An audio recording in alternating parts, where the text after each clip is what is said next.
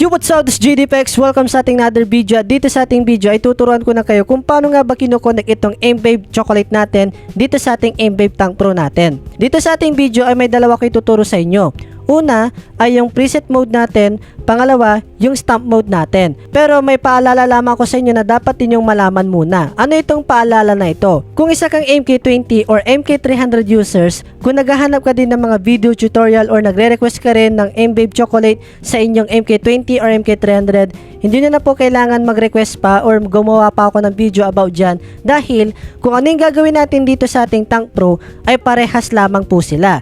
Yun yung una nating paalala. Pangalawang paalala, kahit na anong device ang gamitin natin, kung ito man ay Android, iPhone, tablet, PC, or kahit na laptop natin ay parehas lang din po ang gagawin natin.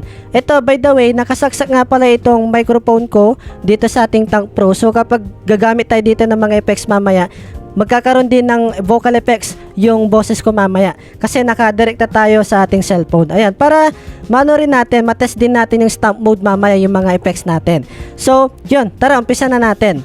Una natin gagawin dito ay yung tinatawag natin na switching preset. Itong switching preset na ito ay ito na yung pinakamadaling gagawin natin. Dahil una natin gagawin ay kailangan muna natin mag-download ng ating CubeSuite sa ating device. Itong pagda-download ng CubeSuite na ito ay free po lamang ito. Maaaring ma-download po ito sa ating Google Play Store or di kaya sa ating official Mbabe website natin. So madali lang siya i-download. So kapag na-download nyo na at na-install nyo na yung CubeSuite natin, ang susunod natin na gagawin ay i-connect natin itong Mbabe chocolate natin dito sa ating device o yung tablet ko. Ayan, tapos gagawin lang natin yung program change A. Tapos makakapag-switch na tayo ng preset dito sa ating Tank Pro natin. Tara, ipapakita ko yun sa inyo.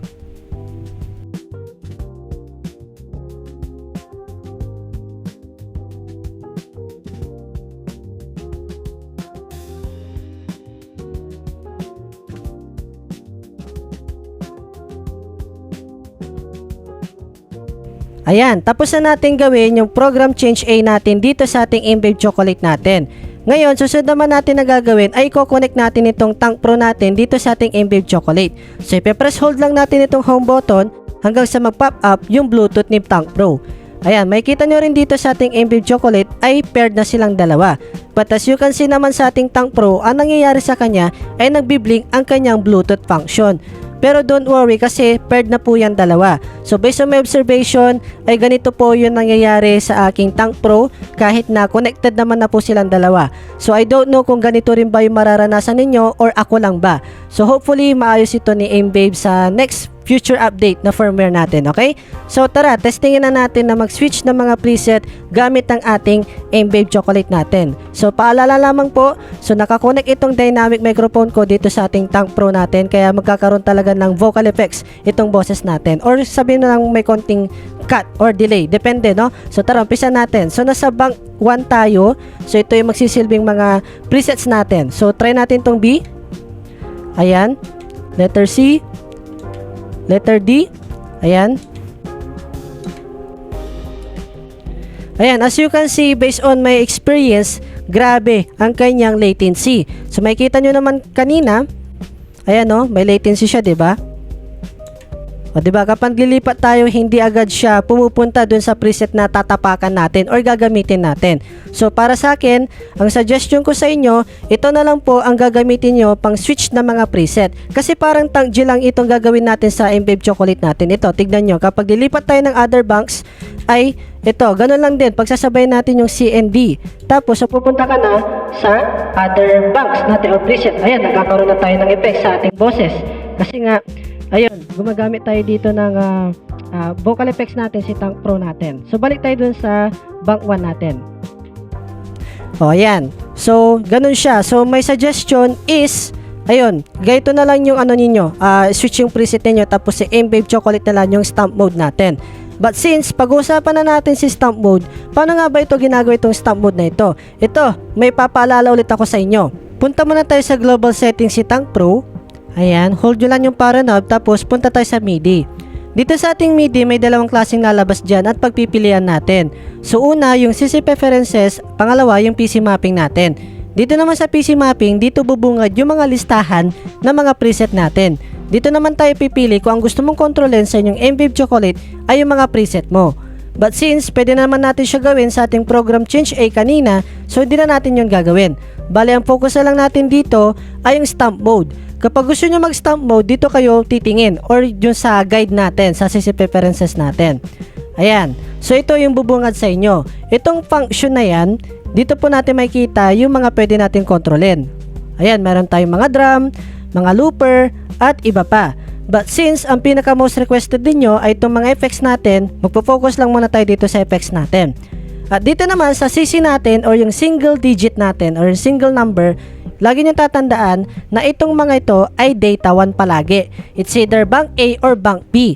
Tapos dito naman sa value, dun sa ano natin, bank A, una yung data to 0. Tapos yung pangalawang bank B natin ay 127. O diba, nakakalito? Kaya ito, ituturo ko na siya sa inyo. So una, for example, ang gusto natin kontrolin dito ay si delay at saka si reverb. Ayan, for example, yan yung gusto natin makontrol, si delay at saka si reverb. Lagi nyo tatandaan, ang data 1 ay yung mga single digit o yung CC. Ayan, so titignan natin yung delay natin, number 9. Tapos si reverb naman ay number 10. Ngayon, ang gagawin naman natin, ilalagay natin siya ulit sa ating CubeSat natin. So tara, ipapakita ko siya sa inyo.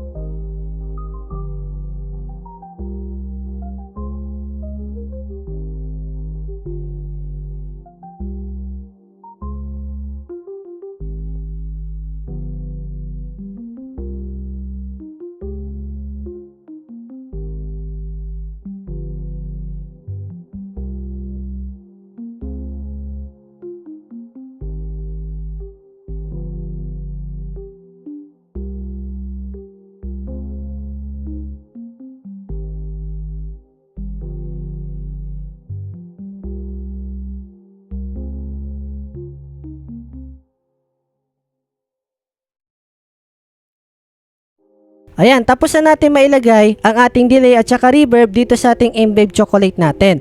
Lagi nyo tatandaan na sa ating bank A, itong 0, ito po yung data 2. At sa bank B naman, yung data 2 natin doon ay yung 127. So ulitin nyo lang panoorin yung video natin kanina para hindi kayo malito at alam niyo ang gagawin ninyo. Tara, testingin na natin ito. So punta tayo sa home. Bale, ang makokontrol dito sa A and B natin ay yung delay at saka reverb natin. So ito, nakakonect itong microphone ko dito sa ating Tank Pro natin at magkakaroon din ng effects ang aking boses. May nakalimutan tayong gawin. Open natin yung Bluetooth ni Tank Pro. Ayan, huwag niyong kakalimutan na i-check palagi yung Bluetooth ni Tank Pro natin. Ayan, sorry, my bad. Okay, so let's start. So, put switch A. Ayan, check. Ayan, check. I don't know kung may delay. Check, check, check, check, check. Check. Mic test. O, diba may effects yung boses ko? Next naman ay yung, ito natin, yung B natin, yung reverb. Oops, ulitin natin. Ayan. Check. Check. Mic test. Check. Check. Sabayan natin ng dalawa, reverb tsaka delay. Check. Check. Check. Check. Mic test. Check. Mic test. O, diba may effects yung boses ko? Pero para sa akin, based on my observation, may latency talaga. I don't know kung sa M-Babe Chocolate yung problema ko or sa Tank Pro. Pero para sa akin, kailangan siguro i-update or kailangan ng bagong firmware dito kay Tank Pro na dito yung sa latency ni M-Babe Chocolate natin. So I don't know kung ako lang ba nakakaranas nito or baka kayo din, no? So, hintayin na lang natin na yung solution dito about kay M-Babe. So, hopefully nasagot ko yung tanong ninyo, yung request ninyo na M-Babe Chocolate naman at dito sa ating Tank Pro natin. At bago matapos itong video natin, available nga pala itong mga M-Babe products natin, especially itong M-Babe Tank Pro natin dito sa ating Aero Supply natin or Aerosmith TV.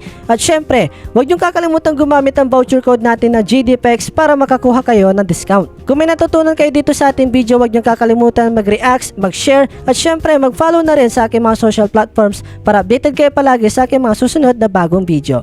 This is GDPEX and keep rock on. Let's go!